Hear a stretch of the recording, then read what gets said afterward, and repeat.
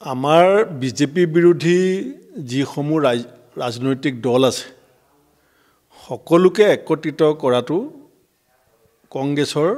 এটা সৰ্বান্তৰিকতাৰ ইচ্ছা আৰু বিভিন্ন কাৰণত বিৰোধী ৰাজনৈতিক দলসমূহ একত্ৰিত হোৱাত নিশ্চিতভাৱে কিছু বিষয়বস্তু থাকে আৰু সেইকাৰণে আমি অত্যন্ত সুখী যে বিশিষ্ট বুদ্ধিজীৱী ডক্টৰ হীৰেন গোহাঁইদেৱৰ নেতৃত্বত নাগৰিক সমাজে এটা উদ্যোগ লৈছিলে আমাৰ বিৰোধী ৰাজনৈতিক দলসমূহক একত্ৰিত কৰিবৰ কাৰণে আৰু নাগৰিক সমাজৰ নেতৃত্বত আৰু নাগৰিক সমাজৰ উদ্যোগত আমি বিৰোধী দলসমূহ একেলগে বহিছোঁ কিছু মতপাৰ্থক্য থাকিবই কাৰণ দলগত আদৰ্শ আছে আঞ্চলিক দল আছে ৰাষ্ট্ৰীয় দল আছে বামপন্থী দল আছে আমাৰ কাৰ্বি আংলঙৰ কাঠাৰ ডাঙৰীয়া আছে অজিত ভূঞা ডাঙৰীয়া আছে গতিকে লুৰিণ গগৈ ডাঙৰীয়া আছে অখিল গগৈ ডাঙৰীয়া আছে বিভিন্ন আঞ্চলিক দল ৰাষ্ট্ৰীয় দল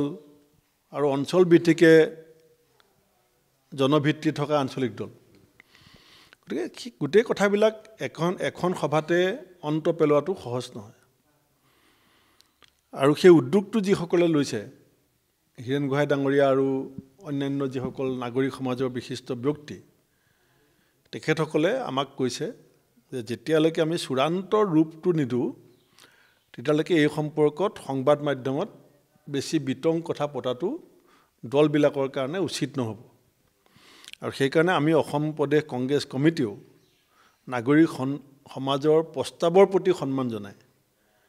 আমি বিতংভাৱে কথাবিলাক এতিয়া আলোচনা কৰিব বিচৰা নাই কিন্তু মই অত্যন্ত আশাবাদী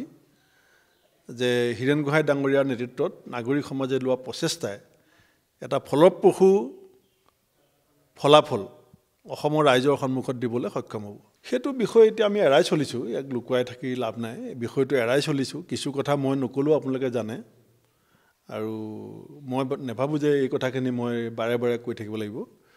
কিন্তু এইটো সঁচা কথা যে আমি মিলিব বিচাৰিছোঁ আৰু মিলাব বিচাৰিছে আমাৰ নাগৰিক সমাজে গতিকে নাগৰিক সমাজক তেখেতসকলৰ দায়িত্বটো পালন কৰি ল'বলৈ দিয়ক আৰু মই ভাবোঁ যে শেষত কি হ'ব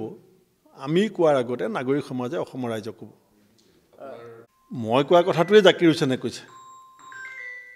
যে যদি খং দিবলৈ কোনো নাহে তেতিয়া আমি কি বিজেপিৰ বিৰুদ্ধে যুঁজখন স্তব্ধ কৰিম নেকি আমি যুঁজিম আৰু আমি খং বিচাৰিছোঁ না সেইটোৱে মই কৈছোঁ যদি নাহে তেতিয়া ৰাইজে বিচাৰিছে নেকি যে বিজেপিক ৱাকঅভাৰ দিয়ক বিজেপিৰ বিৰুদ্ধে সংগ্ৰাম বিজেপিৰ বিৰুদ্ধে যিখন আপোচবিহীন নিৰবিচ্ছিন্ন সংগ্ৰাম কংগ্ৰেছে চলাই আছে সেয়া কেতিয়াও স্থবিৰ নহয় কিন্তু আমি বিচাৰিছোঁ যে বিজেপি বিৰোধী এটা ভোটো যাতে ইফাল সিফাল নহয় সেইটো সুনিশ্চিত কৰিব বিচাৰিছোঁ বিজেপি বিৰোধী এজন ব্যক্তিও যাতে বিভ্ৰান্ত নহয় যে মই ভোট ক'ত দিম সেইটো সুনিশ্চিত কৰিবৰ কাৰণে প্ৰচেষ্টাটো নাগৰিক সমাজে চলাই আছে আৰু আমি কংগ্ৰেছ দলে সহযোগিতা কৰিছোঁ সন্মান জনাই আহিছোঁ আৰু আমি আশা কৰি আছোঁ হ'ব কেতিয়ামানলৈ এইটো চূড়ান্ত হোৱাৰ আপুনি যেতিয়া এটা শুদ্ধ পথত আগবাঢ়ি যাব বিচাৰিব তেতিয়া কবিগুৰুও কৈছে যে মাত লগৰীয়াসকলকো আৰু যদি লগৰীয়াসকলে তুমি লোৱা শুদ্ধ পথটোত তোমাৰ লগত যায় ভাল কথা আৰু যদি নাযায় তুমি অকলে গৈ থাকা এতিয়া আমি কংগ্ৰেছে 126টা সমষ্টিত বহুতবাৰ ইলেকশ্যন খেলা ইতিহাস আছে কিন্তু বৰ্তমান গোটেই দেশতে ইণ্ডিয়া NDA নামত দুটা ভাগ হৈছে অসমতো আমি সেই কথাটো অনুসৰণ কৰিছোঁ আৰু আমি তাৰ কাৰণে প্ৰচেষ্টা চলাইছোঁ ভুল কুটি আছে বেদনা আছে প্ৰসৱ বেদনা থাকিব যিকোনো এটা গছপুলি এটাৰ জন্মলগ্ন বেদনা থাকে সন্তানৰ জন্মলগ্ন বেদনা থাকে এটা ৰাজনৈতিক সংগঠনৰ জন্মলগ্ন বেদনা আছে আৰু এটা একতাটো জন্মলগ্ন বেদনা থাকিব গতিকে সেই বেদনাটো থাকিব না এতিয়া সেই কথাখিনি যেহেতু নাগৰিক আগতে আমি দল টু দল হৈছিলে লিডাৰ টু লিডাৰ এতিয়া যেহেতু মাজত নাগৰিক সমাজ আছে আৰু নাগৰিক সমাজে কৈছে যে সেই বিষয়খিনি আৰু অত্যন্ত সুদক্ষভাৱে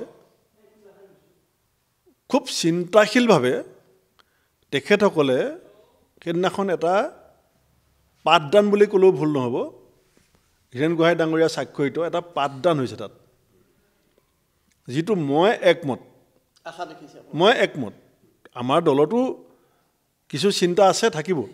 কাৰণ দল বুলি ক'লে সভাপতিগৰাকীয়ে শেষ কথা নহয় কিন্তু হীৰেণ গোহাঁই ডাঙৰীয়াৰ নেতৃত্বত নাগৰিক সমাজে যিটো